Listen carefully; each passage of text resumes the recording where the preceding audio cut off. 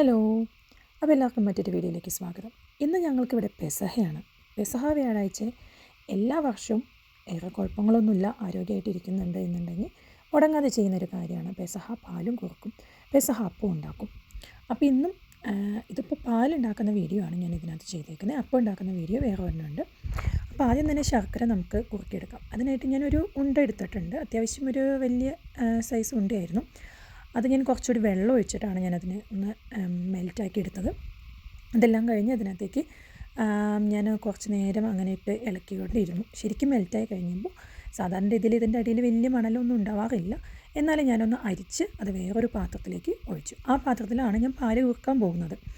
അതിനകത്തേക്ക് അരിച്ചൊഴിച്ചതിന് ശേഷം ഞാൻ ആദ്യം ചെയ്തത് 4 ടേബിൾ സ്പൂൺ അരിപ്പൊടി. ഈ അരിപ്പൊടി വറുത്തതാണ്. അപ്പോൾ വറുത്ത അരിപ്പൊടി 4 ടേബിൾ സ്പൂൺ പാത്രത്തിലേക്ക് എടുത്തിട്ട് അതൊരു കുറച്ച് ചെറു ചൂട് വെള്ളം ഒഴിച്ചിട്ട് അതിനെ ഒന്ന് നന്നായിട്ടൊരു കുഴമ്പ് പരുവാക്കി എടുക്കണം. നേരെ പൊടി ശർക്കര ഉരുക്കിയതിലേക്ക് ഇടാത്തതിൻ്റെ കാരണം എന്താണെന്ന് വെച്ച് കഴിഞ്ഞാൽ നേരെ പൊടി ഇട്ട് കഴിഞ്ഞാൽ അതിനകത്ത് കട്ട കൂടാൻ ചാൻസ് ഉണ്ട്. അപ്പോൾ ആ കട്ട പിന്നെ ശരിക്കും ഒരുപാട് നന്നായിട്ട് ഇളക്കിയാലും ചില സമയത്ത് ആ കട്ട അലിഞ്ഞു പോകാൻ ബുദ്ധിമുട്ടാണ്.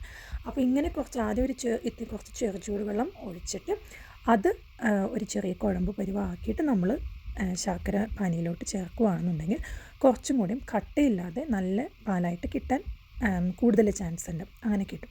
അതിന് വേണ്ടിയിട്ടാണ് ഇങ്ങനെ വെള്ളത്തിൽ ചെറുതായിട്ടൊന്ന് മിക്സ് ചെയ്തിട്ട് നമ്മൾ അതിനകത്തേക്ക് ആഡ് ചെയ്യുന്നത്.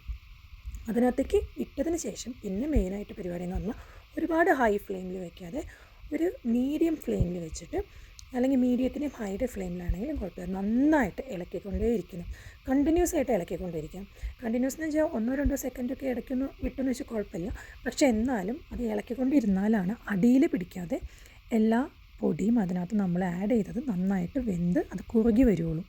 ഇപ്പോൾ ഇതിനകത്ത് ഞാൻ നിങ്ങൾക്ക് നോക്കുമ്പോൾ അറിയാം, നേരത്തെ നമ്മൾ ആ ഒഴിച്ച ശർക്കര പാനിയേക്കാളും ഇപ്പോൾ അത് കുറുകി വരുന്നുണ്ട്.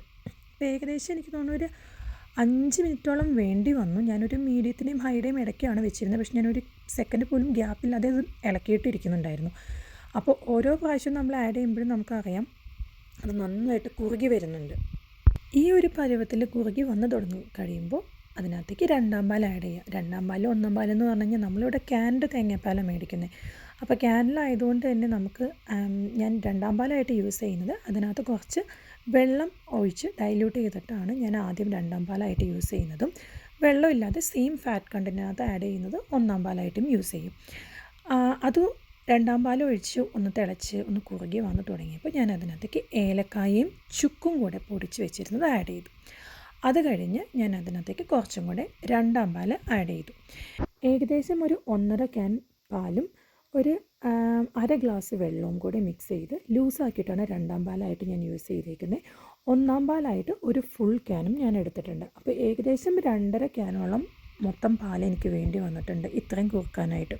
1ാം പാൽ ഒഴിച്ചതിന് ശേഷം പിന്നെ ഒരുപാട് തിളച്ച് പൊന്താൻ നിൽക്കരുത്. അത് ഇളക്കിക്കൊണ്ടേ തന്നെ ഇരിക്കണം. പക്ഷെ ഒന്ന് പയ്യെ ചൂടായത് വരുമ്പോഴേക്കും നമുക്ക് ഫ്ലെയിം ഓഫ് ചെയ്യാം. പിന്നെ അതിനകത്തേക്ക് ഞാനാണെന്നുണ്ടെങ്കിൽ കുരുത്തോല ഇരിക്കുന്നുണ്ടായിരുന്നു. അത് ഞാൻ മുറിച്ച് ഒരു കുരിശാക്കി പൊക്കത്ത് വെച്ചു. മധുരവും ഏലക്കായ ചുക്ക് എല്ലാത്തിൻ്റെ ടേസ്റ്റൊക്കെ ഏകദേശം ഓക്കെ ആയിരുന്നു. അതുകൊണ്ട് പിന്നെ ഞാനൊന്നും എക്സ്ട്രാ ആഡ് ചെയ്തില്ല. ഇനി അടുത്ത വീഡിയോയുമായി കാണുന്നവരെ എല്ലാവർക്കും ബായ്.